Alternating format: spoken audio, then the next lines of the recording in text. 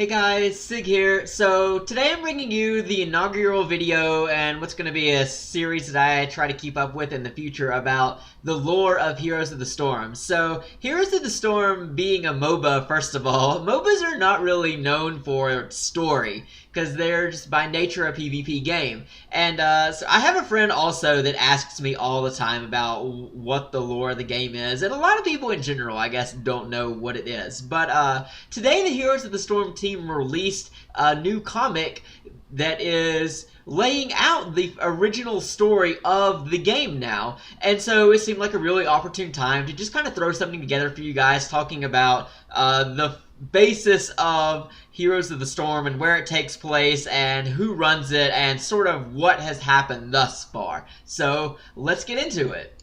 The first thing I'll start with is, I guess, what is the Nexus? And so the Nexus is the setting of the game. It's essentially like a thread or an aether tying all of the realms of the Blizzard universes and their heroes together.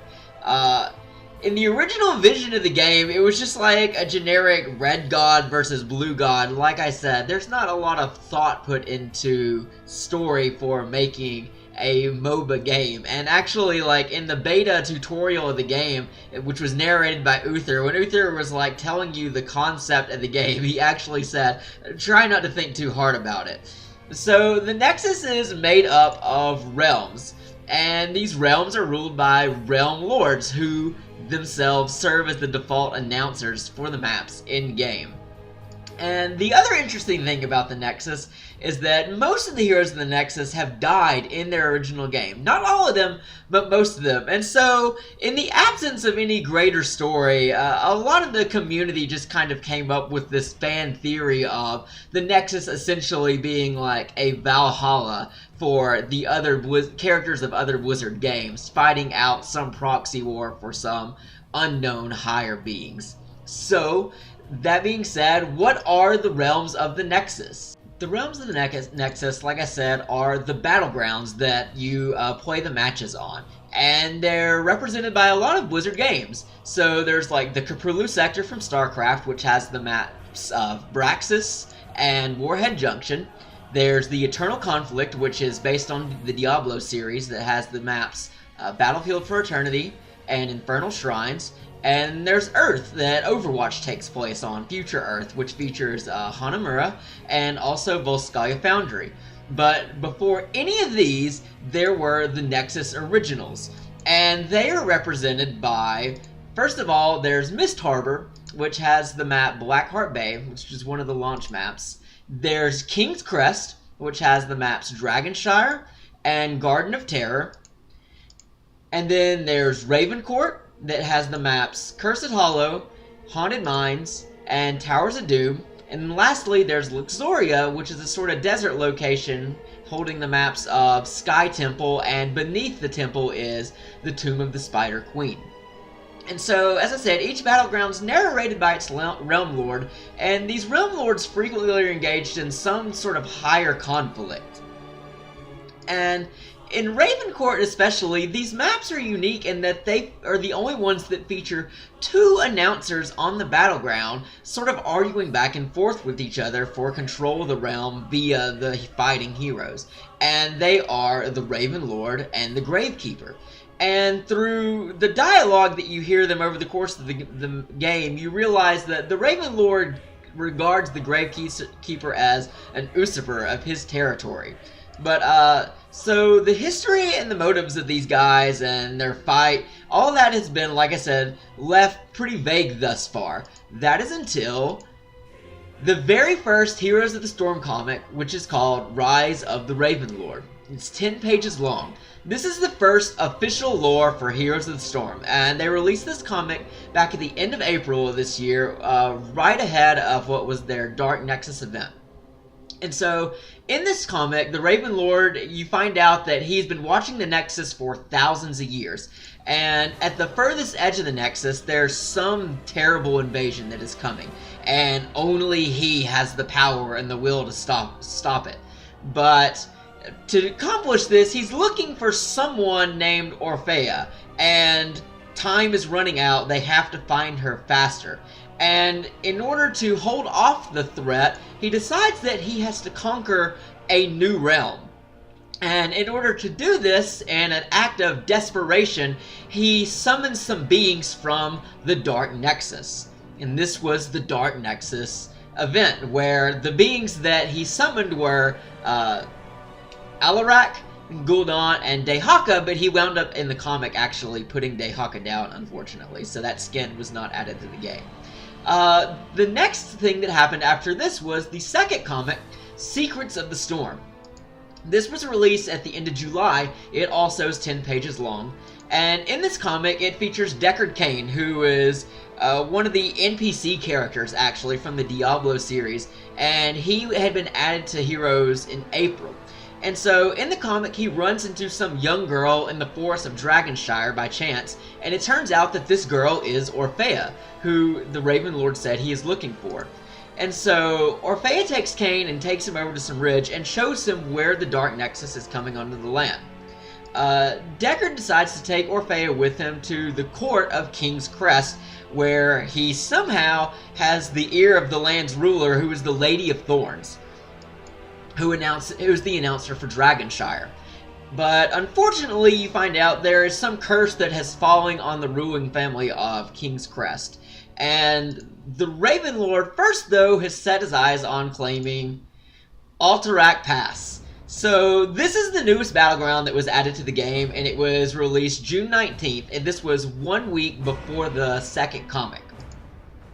And it's the game's first Warcraft-based map, and the concept of this, well, not the concept of the map, but the backstory to this map is that the Raven Lord is supporting the Frostwolf clan to try to take control of this realm. And so Deckard informs the Lady of Thorns about this, and she raises up an army to fight alongside the Stormpact expedition in Alterac. After this battle in Alterac Pass, today we got the new comic that I told you guys, which is number 3, The Fall of King's Crest. It's 14 pages long, and it takes place 1 month after the Raven Lord won at Alterac Pass, it turns out. And so now he's raised up more followers and is marching on King's Crest, trying to take its Singularity Stone, which you can now see the Singularity Stone like at the end of a victory or a loss of a game. The Singularity Stone this is what makes someone a Realm Lord. If you possess this, you are the Lord of the Realm and are given like these incomparable demigod-like powers. And so this battle for King's Crest actually is going to take place in the game itself. So coming out tomorrow, there's a new event, and there's a quest for you to defeat the 4 generals of the Raven Lord. And the 4 generals are Alexstrasza, Whitemane, Maiev, and Zarya. And so they're getting new skins added to the game.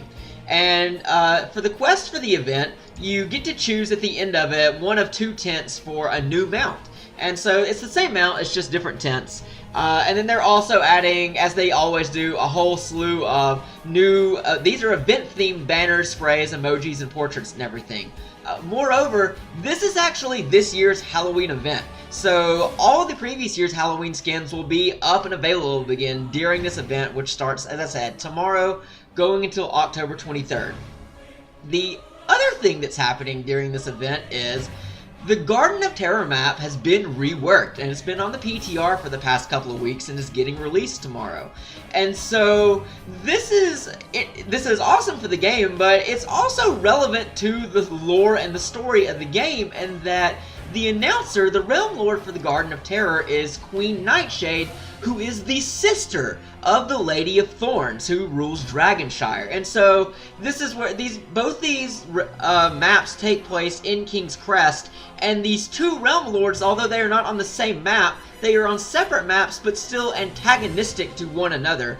And Queen Nightshade is, for whatever reason, responsible for the stone curse that's on the royal family of Dragonshire. And so, just kind of looking at the future of what's coming next in the game, I imagine that we'll get at least comic number 4 sometime before the end of this year. They've been releasing the comics thus far in 2 to 3 month intervals, and BlizzCon is just a little over a month away, so they could release the 4th comic before BlizzCon. It's actually interesting. Whenever they started this process at the beginning of the year, they said that they had a story they were going to roll out over the course of this year. And so from the first comic, the point of conflict being the Raven Lord seeing this coming invasion, if there's only one comic that's left, I'm not sure that they're going to get that far. So I think the story might actually wind up spilling over into next year some. For the rest of the year, though, there could be more expansion of Nexus verses that are known from the skins. So besides these realms that I were just talking to you, there's a bunch of different skins for the heroes in the game that refer other like Nexus original realms that are not seen in the game. So like one of them is Neo Stormwind, which is essentially like Neo Tokyo or Neo China of the Pacific Rim film franchise, where like Neo Stormwind is the last bastion of humanity and it's under attack by giant monsters, and they're fought off by these giant mech warriors. And so this is Mecha Tyrell, who was one of the new mecha skins that was added earlier this year in the game's Mecha Storm event, and this was what started the year off. So I wonder if we'll see more of that. There's also the possibility of seeing more of the Eternal Empire, which is based on basically Sailor Moon. And so Whitemane and Mephisto, the two most recent characters to the game, both of their launch skins, besides their default skins, were skins based in the Eternal Empire metaverse. We could also see more Viper, which was a new skin series that was added midway through this year. And so at the end of the reveal trailer for this skin set, you see someone punch a monitor, but we have no idea whose fist that was. And like, there's also a picture of a little girl. Like, nobody really knows what it's in reference to and what's coming. So we may see more Viper before this year is out. We may see a new battleground from a Nexus verse. I would be more surprised by this at this point, in that with the Garden of Terror rework this week, this will actually be the second map rework they've released this year after releasing Alterac Pass. So it's been a pretty good year for Battlegrounds thus far, and I would be very surprised if they add something new. But if they did, please, please, Blizzard, Neo Stormwind map. I beg of you. And then the last thing that it may possibly be actually is a new hero, and this being a Heroes of the Storm original character, Orphea, from the comics. And so I didn't go into a lot of detail about the third comic that released today because I want you guys to read it, and I'm going to post a link on it like below the video. It's great. But at the end of this comic, there is a scene that strongly implies that Orphea is going to be joining the game. This coupled with, actually back in June of this year in the Urel PTR patch, there was a number of things data mined that were in reference to this character, Orphea, who at that point we had only heard a name from the first comic, but like, she has character portraits and like such in the game. So it seems a little likely at this point that Orphea could wind up being a Heroes of the Storm original character and then possibly announce her at BlizzCon next month, or at the start of November. So that's my video, guys. Thanks for watching it. Thanks for checking it out. Subscribe to my channel if you want to see more installments of this whenever they release more comics or whenever the story progresses through the game, through some event in some way. You can follow me on Twitter at SigmaIsGreater to see what I'm up to and what I'm riffing on and whenever I have new videos come out. And if you just want to see me playing some heroes, I try to be like, I try to do a lot of teaching. I'm not like a master level player by any means, but I try to explain what I'm doing as I'm doing it, because I feel that I have a pretty strong understanding of like the fundamentals of the game, and I would just like more information of like the basics and fundamentals of playing the game out there in the community. So check me out. Until next time, guys. Thanks. See you.